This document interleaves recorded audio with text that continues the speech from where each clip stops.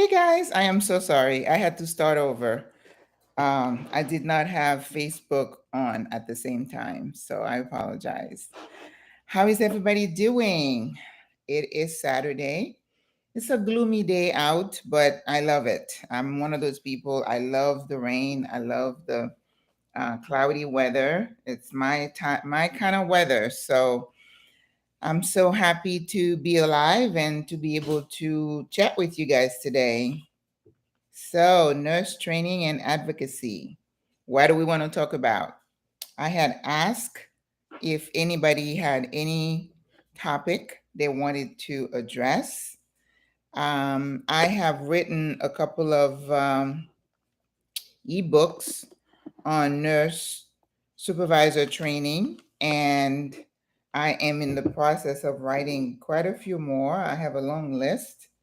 I found out that I could do better on Amazon ebook than I would do on the other platforms because a lot of people are just out to get money. Everybody wants to be do a master class about this, a master class about that. And before you know it, you are, they're sending you their bills for like $5,000. This girl, she actually her family is from Panama. How about that? And she wrote a online course, and now I think she's up to like $40 million. But let me tell you, if you sent an email asking for information, this girl sends you an email, I swear, 20, 30 times a day. The funnel system that they use, which means once they got your email, they got you. And it's just a barrage of, why don't you want to do this? You sure you don't want to get that? And I'm going to give you a discount. I mean, it's relentless. Okay. So I've decided, no, I don't think I want to. I would feel bad about, just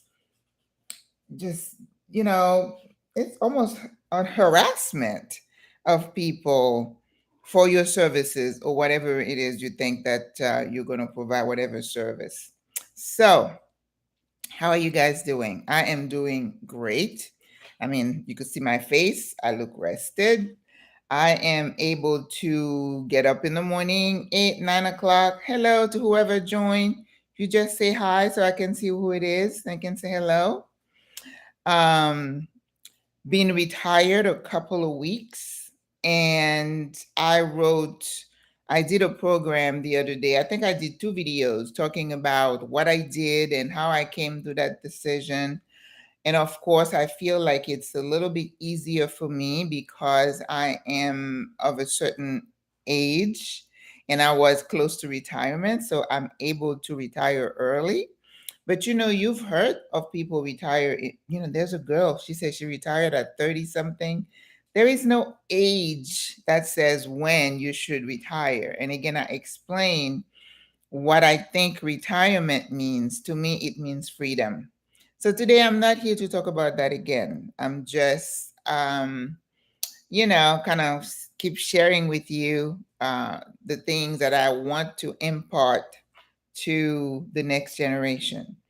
Right now, I would like to consider some type of education, training, which I feel like I'm good at, and to encourage nurses or non nurses, not just in their career, but in maneuvering this minefield that is this life. By this time, most of you have heard of the almost daily mass shootings in this country. And we are just coming out of COVID, kind of, sort of. So it's not as bad as it used to be, even though some people are still suffering and some people are still suffering the long term effect of it. And some new people are getting infected. And of course, the debate continues that, oh, only people who are vaccinated are getting infected. And even though I have this other channel that I call COVID Survivors, where I share information, most of the time, if somebody comes around with this kind of rhetoric, I erase it, because we are not going to get caught up in arguing whether the vaccine works or not. Well, I'm a medical person. I believe in research, and research is saying it is helping keeping you alive, whether you're suffering or not. But at least on a ventilator, at the rate that people were on the ventilators, and we're not dropping like flies. So we don't want to get into that, on that bandwagon again. That ship has sailed. We have a lot more stuff to worry about. And I think what I come away with is that things, as bad as they seem right now, they are not the worst that they have been.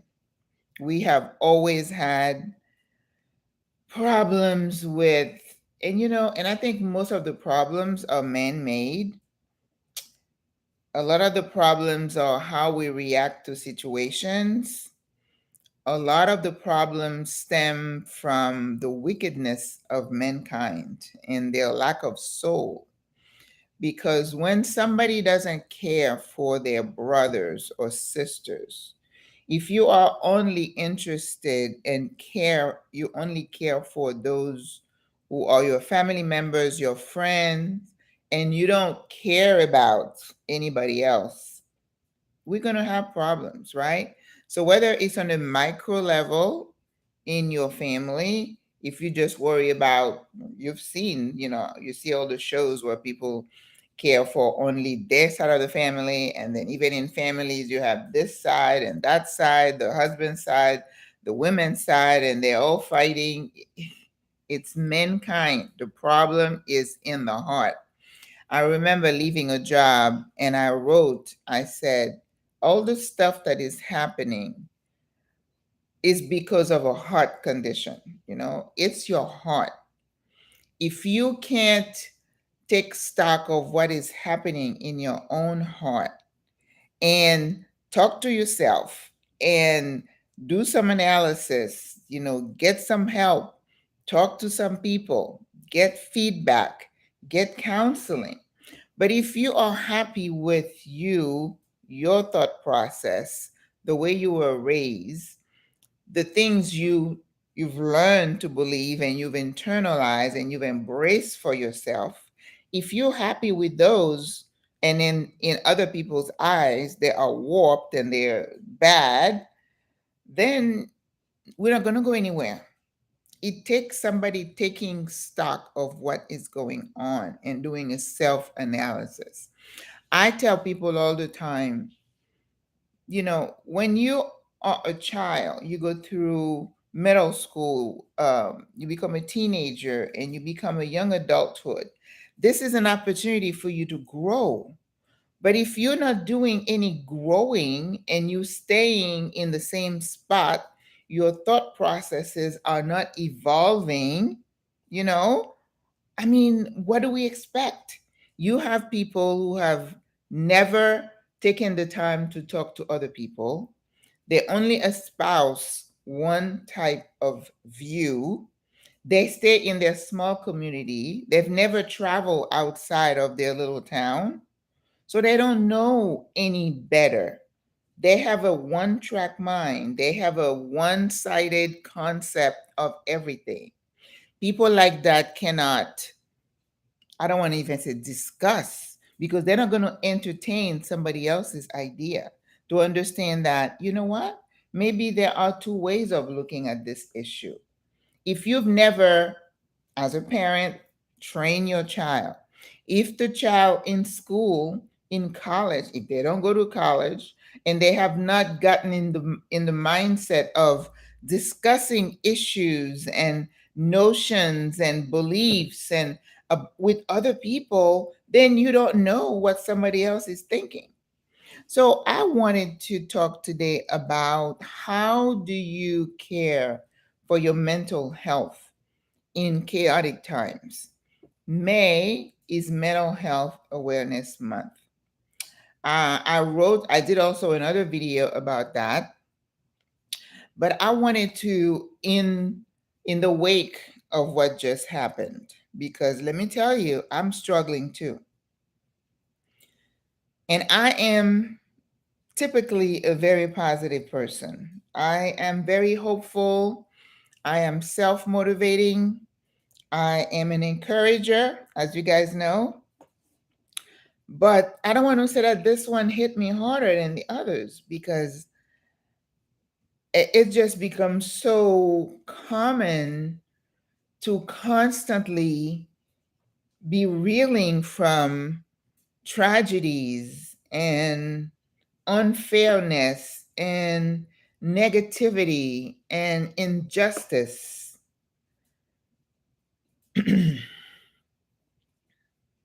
It's becoming really hard. I said the other day that most of us, or maybe some of us, have the seed of mental illness inside of us. We don't know it. I remember I was in a Sunday school class one time and I was talking to a couple, and the husband was an alcoholic, and the wife, it was a couples class. So we were really good friends. So they were able to be transparent and talking about what's happening. Because if you know, there's nothing good to be gained by drinking. I mean, you may have a good feeling after having a drink, but if it's out of control, it's going to affect you and those around you. It's a given, okay? And alcoholism is kind of like a drug. You know, you become addicted, just like nicotine, just like marijuana or cocaine or whatever it is, okay? And of course, some people will say, "Well, don't go there. That's not true." Well, it is. What I said, and I did not have any scientific data to support what I was saying. But I said to that guy, it was a young man. He was like in his late 30s, very, and people who drink socially like that, or drink so that they can perform. That's why some people say they take a hit of cocaine and then they feel like they can conquer the world, of course, but it's temporary, right? And you forget about all the damage it's doing to your body. So I told him, I said, you know what? I believe that some people have like a gene, a genetic predisposition in their bodies that is dormant. That means it's quiet. And then when you take a drink, it wakes up. And then it's like, oh my God, I have been waiting for this. I feel so awesome. So now the next day, you want that feeling back. And that's what I heard an emergency room doctor say one time.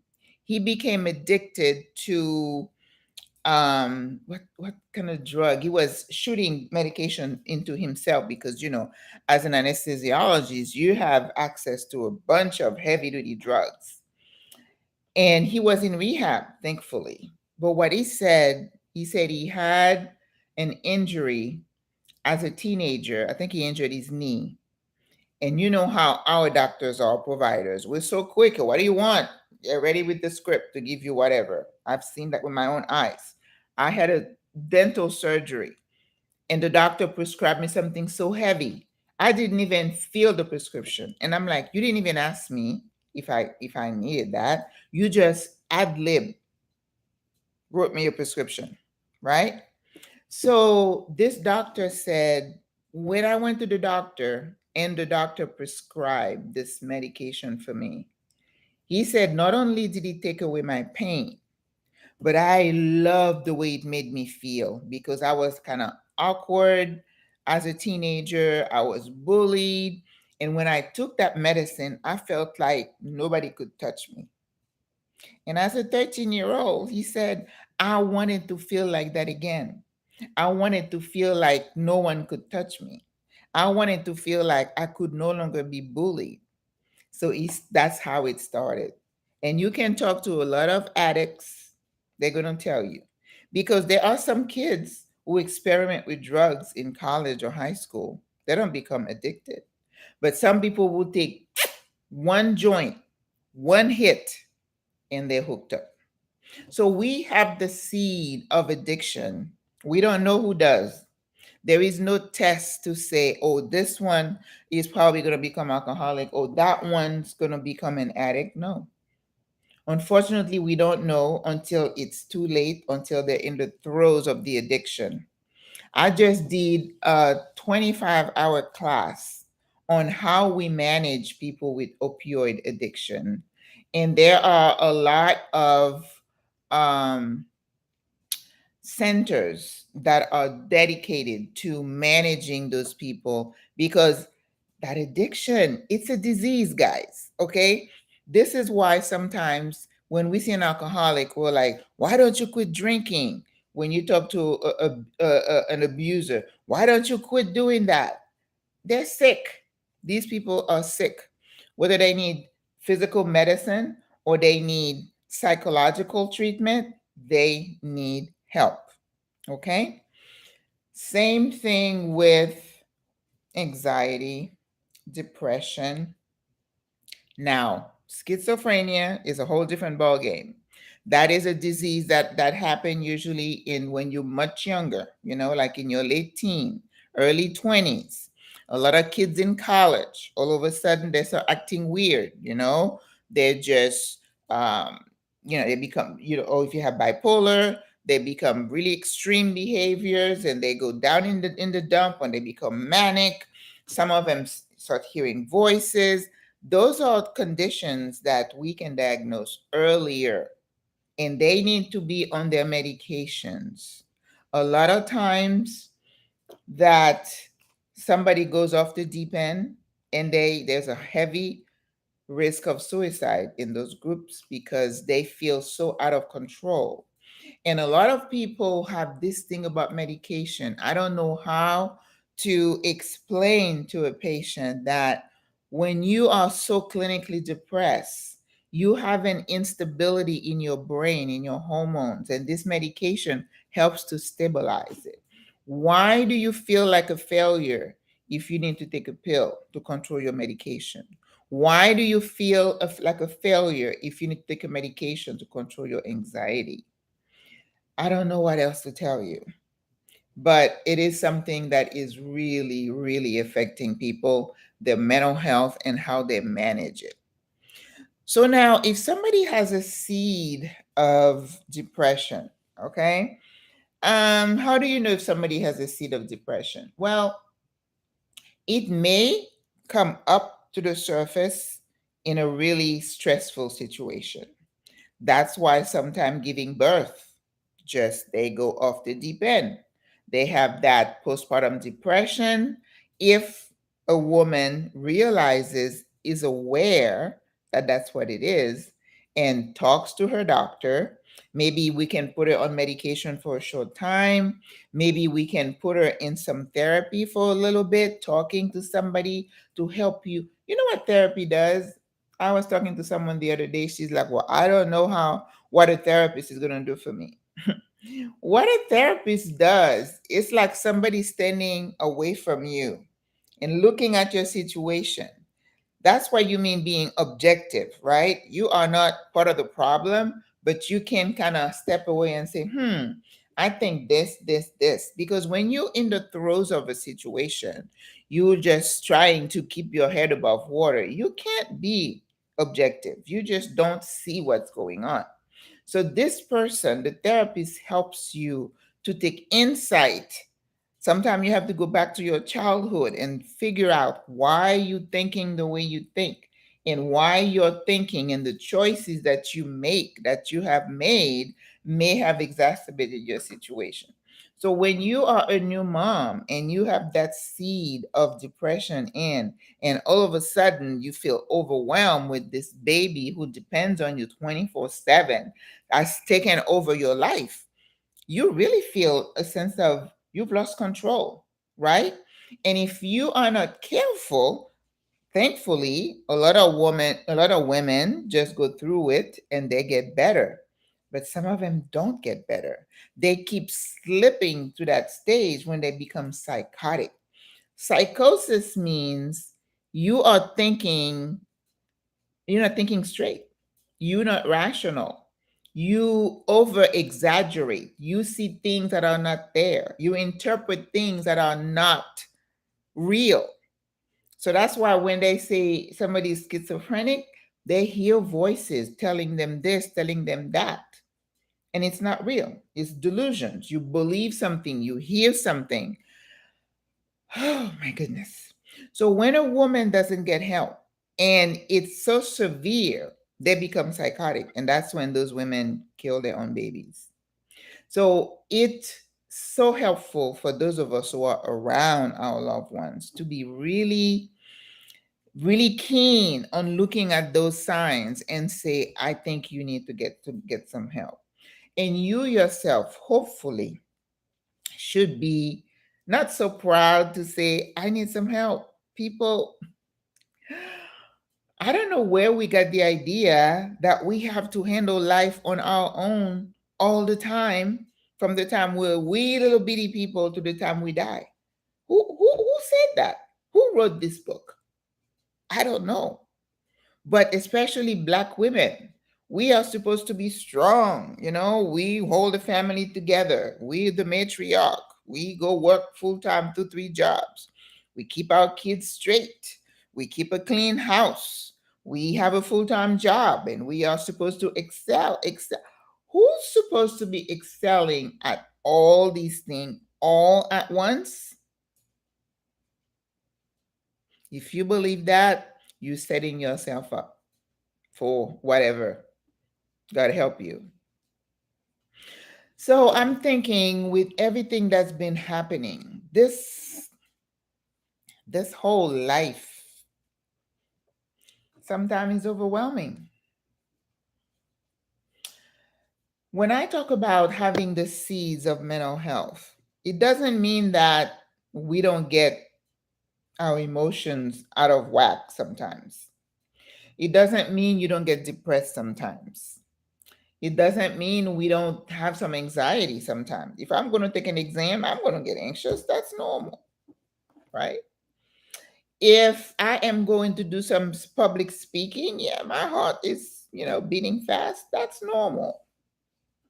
If I lose a loved one and I'm really sad, if I become a widow, I'm sad. That's normal. I'm crying. When I heard, with Ukraine, when I see those pictures, now my TV is done and I'm done. I cut off my cable. I'm not watching. I'm not watching. I don't want to watch CNN. I don't want to watch Fox News. I don't want to watch anything. No. When I get in the car, I listen for maybe 2 minutes and then I switch it. I switch it. I am not going to feed myself a daily diet of whatever it is they're selling. So I felt really grieved. My heart grieved. Still grieving. When I see injustice, my heart grieves. When I see somebody suffering unjustly, my heart grieves.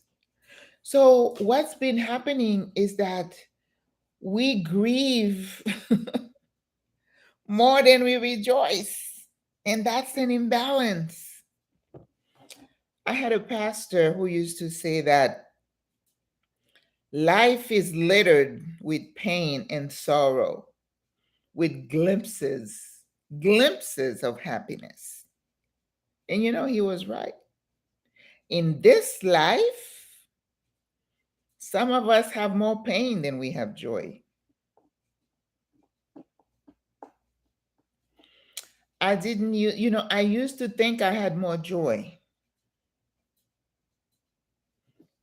But when I look at things, I realize I don't. I have more disappointment, more sadness than I have joy. So if somebody, for example, has a chronic disease like the long haulers that we have now, our friends who are suffering from the long effects of COVID. And I remember a lady say, well, welcome to chronic illness. I've been living with fibromyalgia and, multiple sclerosis, or those are chronic diseases and they are challenging. I take care of those people. Imagine a young woman in her 30s, 40s developing multiple sclerosis, and there's no cure, and they just progressively are going to lose the use of their muscles. And you looking towards the future, and it's not looking good. So when I see those people on their antidepressant, they need it. They need it. Living with a chronic illness will make you depressed. Having an older person who's recently lost his or her partner of 50, 60 years, then they have to leave their house. They have to sell it, sell everything they have, and then they have to move into one of those facilities nobody wants to move into.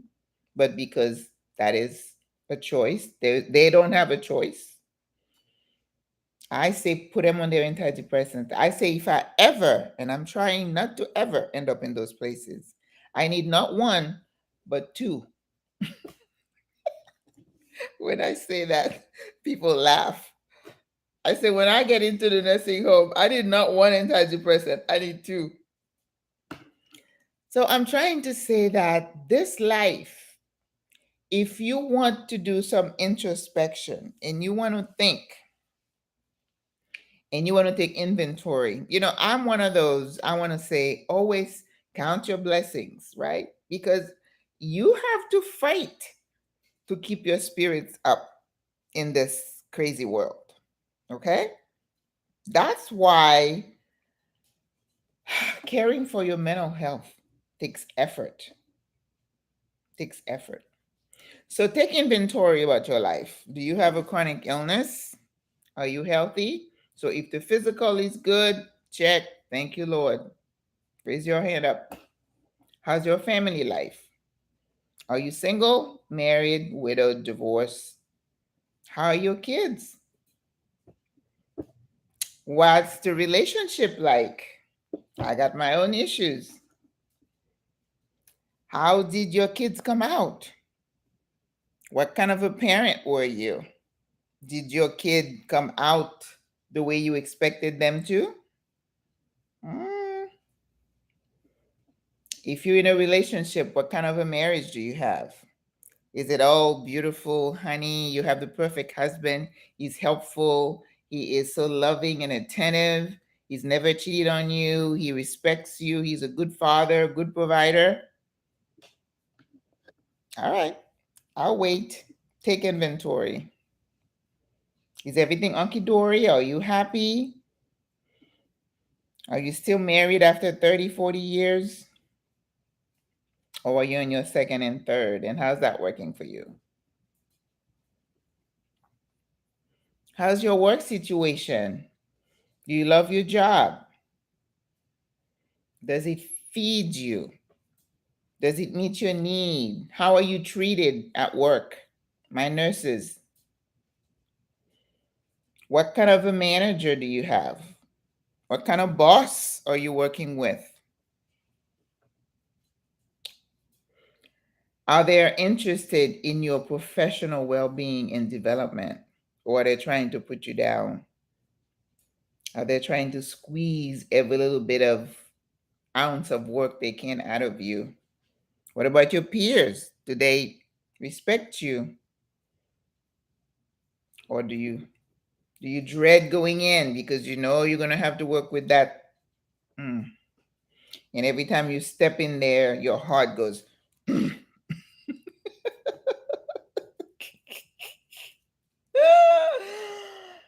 Oh my goodness. What about your friends? Do you have friends? How they're treating you? Do you ever get disappointed? Do you ever get talked about? Do they ever lie on you?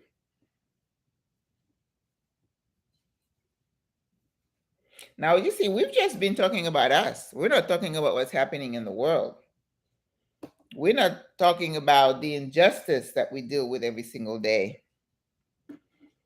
And then We hear all the noises that are out there, okay? Things that are outside of our control, but still affect us, our communities, our people, our parents, our children, their struggles. Because, as a parent, you're still worried about your kids, what's happening to them, because it's as if it's happening to you. So, depending on the age category you're in, you have different concerns, right? I went this week and I had my physical, some of my medical stuff done. And to tell you the truth, you go in and your heart's in your mouth. You don't know what they're gonna find. That's why when these doctors want to screen for this, screen for that, I said, at my age, if I screen too much, you're bound to find something, and I don't want to find it.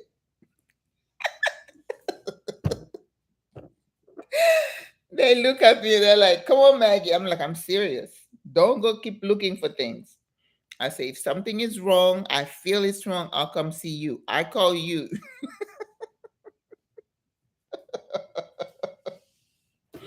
So I go in there and I see this beautiful GYN lady. I love her to death. And she's like, no, you're going to do this. And I'm like, but I don't know. I let her do it. But so far, so good. Thank God. But you know what? As a nurse, I know. Sometimes I have patients who just dropped dead of a heart attack today. And then the family would say, well, he had a perfect bill of health from the physician last week. It means nothing. It doesn't matter. When your timing is called, it's called. Okay? So, how do we rise above all the noise and thrive? I remember maybe 20 some years ago, I went to see a pastor that I had because I was dealing with some depression at the time. I just had a lot going on in my family, and it was like just I didn't have the insight that I have now. I was younger, a lot of things you learn through aging, through living. And then I remember going to see a couple of counselors, and then one of them looked at me, he said, I can't help you. Said I couldn't help you. And when you're in church, people tell you if you're in church, you're supposed to be happy, you have the Lord, then you can't be depressed. I don't want to get on that bandwagon because that is a pet peeve of mine. Because they have people who are great preachers or whatever, and they were in deep, deep depression. So religion or God doesn't mean you're not going to be depressed. You're still a human being, you're affected. And a lot of us who are Christians are unhealthy. So we're sick. So if the pastor comes and lay hands on you and you don't get healed, so what happened? You lose your faith? That's why this mess is going on in Africa. All these people believe these crazy preachers, and oh, that's another pet peeve. We don't want to get into that. So going back to my story, when the counselor said to me, I don't think I can help you. I don't think I could ever say that to a patient, to somebody who comes to me. I would try to find a way to help, even though sometimes you get weary because you out of answers, you out of suggestions. I've had patients where I said, you know what, I've tried everything. So what else is there? But this pastor, I was talking to him and he looked at me. I said, I'm okay. But he said, but you're not thriving. It's not easy to thrive these days. Okay. And if you're not able to thrive, you're not a failure. Not everybody can thrive in chaos. When we had COVID, it certainly was a chaotic time because we felt so helpless and there was so much out of our control. People were dying, dropping like flies left and right. And the anxiety was that what if I get it? What if I die? I got COVID. I didn't know how it was going to come out. When I got in my truck and I drove to that hospital, drove myself to the hospital with my oxygen level in the 80s, yes, I did it. You know, nurses, we do that kind of stuff. When I got in there and he did the CAT scan, and they said, "Oh, your lungs look horrible. You have double pneumonia." I did not know whether I was going to make it or not.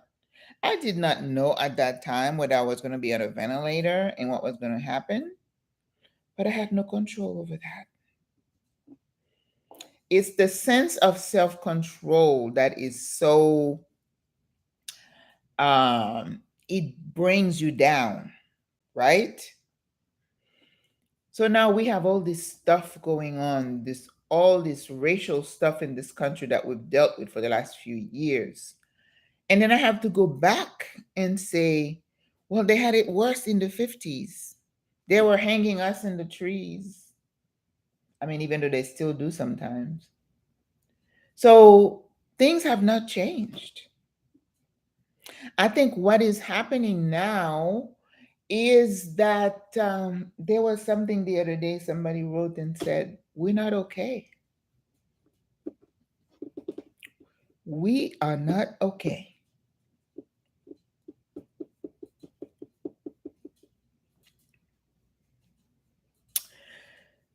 So, how do I find a way? How do you find a way to be hopeful? I want to say happy. Happy is situational. You are happy when something good happens. There is a cause and effect there. Contentment and joy comes from within. This is what we need to strive for. Not to be happy that I got a Louis Vuitton purse. I don't really care for that. Are we happy that we won the lotto? You can win the lotto. You could still die of COVID, and you could still get hit by a truck, and you could still die of a heart attack. So don't think that money is going to make you happy. Hopefully, you don't think that, because the people who have money, you go talk to them and ask them, "Are you happy because of the money that you got?" Ask Elon Musk. It seems like a little troubled little guy. So, money does not make you happy. How do you find calm, joy? How do you thrive in the midst of the chaos, in the midst of feeling powerless? For someone to gun down an 86-year-old little grandmother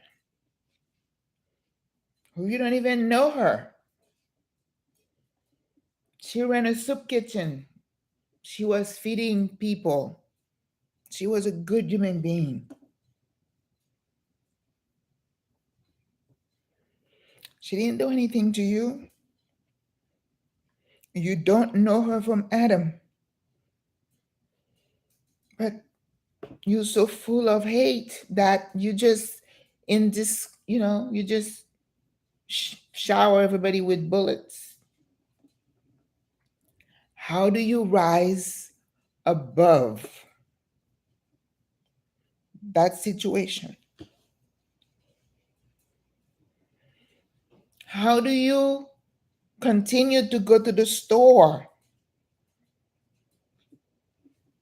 knowing that it could be you,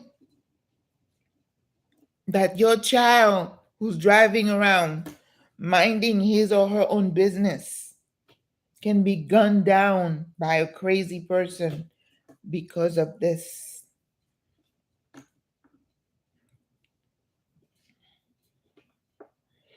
I think we have to collectively dig deep inside of us. We have to admit that evil is among us and will always be among us. I think that's number one. Number two, we have to realize we're not the victim. God has blessed us with life. Number two is not to hang on to this life tight. Realizing that your number could be called any day and that we don't know how we're going to go. And don't believe that if somebody should decide to take you out, it's because God allows it. I refuse to go into a hole and hide because I'm afraid that somebody's going to kill me. Go ahead, take your best shot. I don't think it's going to make you feel better to take 10, 15, 20 of us out. I don't know, maybe, but it's probably going to be fleeting. It's not anything that's going to be permanent. How do we thrive? It's a choice. You have to choose. Because, our people have gone through so much. When I start feeling sorry for myself, I think of the slaves. When I went and visited the dungeons and they showed me where they were packing hundreds of innocent, they were innocent too. I'm innocent now. They were innocent too. They went into your villages and they just were, what's the word I'm looking for? When you go look for people, grab them out of their homes, their fields, shackle them, scorch them, putting your tattoos or whatever on them, probably not even feeding them. They died of disease. You packed them in those ships. Half of them died on the way. Imagine. They showed us that they ate there, they defecated there. They were like packed, like not even animals. And then every so often they would hose the place down to get rid of the excrements. That's how what our people. And then when they came over, they were whipped. Some white guy from Brussels, some king, used to cut off the hand of little kids, just chop their hands off if they stole something or whatever. The depravity of mankind. So, what we are seeing today is not new. Man has always been evil, hateful, but somehow some of them survive. Not all. I may not, you may not. So you need to find a way to rise above that and say, if it happens, it happens. You need to refuse to live in fear, knowing who you are. Just because you think I'm inferior, I'm like an animal and I'm not worth living doesn't make me what you think I am. That is your thinking. So we have to choose to live our best life. We have to choose to bless others, serve others, take care of our families, and whatever will be, because it's out of our control. Some of us are leaving, going other places, trying to find some level of peace. If we can, we should. Some of us don't have that choice. So, what do we do? It's storming out there, and the dog is probably scared to death. So, I'm going to stop here because I could commiserate and say the woe is me for forever. So when somebody sees you smiling, it doesn't mean your heart's not heavy, right? That doesn't mean you clueless. No. You are aware of what's going on, but you choose to live. So suicide, I don't want to talk about that because I don't know that much about it. I've never, of course.